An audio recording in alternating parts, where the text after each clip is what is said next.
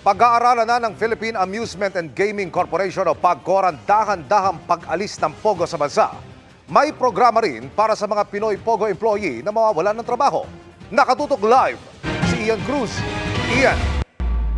Yes, Emil, titiyakin daw ng PAGCOR na sa pagtatapos ng taon ay sarado na ang lahat ng Pogo sa bansa alinsunod dyan sa utos ni Pangulong Bongbong Marcos sa kanyang ikatlong State of the Nation address dito sa Batasang Pambansa. Sabi ni PAGCOR Chairman Alejandro Tenco, gagawin nila ang lahat para mapag-aralan kung paanong dahan-dahan ay matigil ang operasyon ng mga Pogo sa bansa. Magpapaliwanag daw sila sa 43 legal na Pogo ukol sa utos na ito ng Pangulo. Sa gitna nito, makatuwang-an nila ang Department of Labor and Employment para sa training programs ng mga Pilipinong mawawalan ng trabaho. Tiyatayang nasa 42,000 Pilipinong direktang empleyado ng legal na Pogo kasi ang maapektuhan. Hindi pa kasama riyan ang mga indirect at ancillary services na kumikita rin sa Pogo. Mungkahin ni Tenco sa mga maapektuhan, makipag-ugnayan sa DOLE para makakuha sila ng skills o job training program para magkaroon ng bagong pagkakakitaan o trabaho.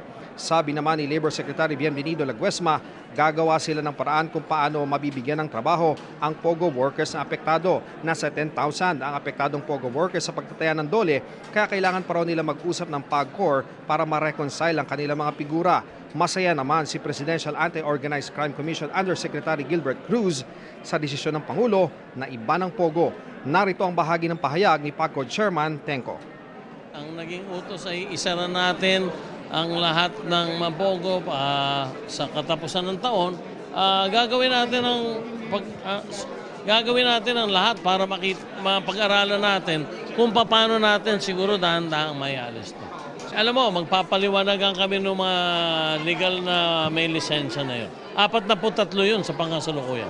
May sinabi din ng Pangulo na inaatasan niya ang DOLE na maghanda na rin ng mga training programs.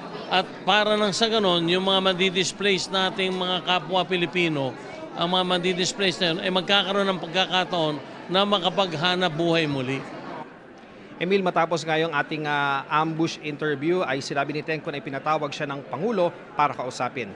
Yan ang latest mula dito sa Batasang Pambansa. Balik sa iyo, Emil. Maraming salamat, Ian Cruz.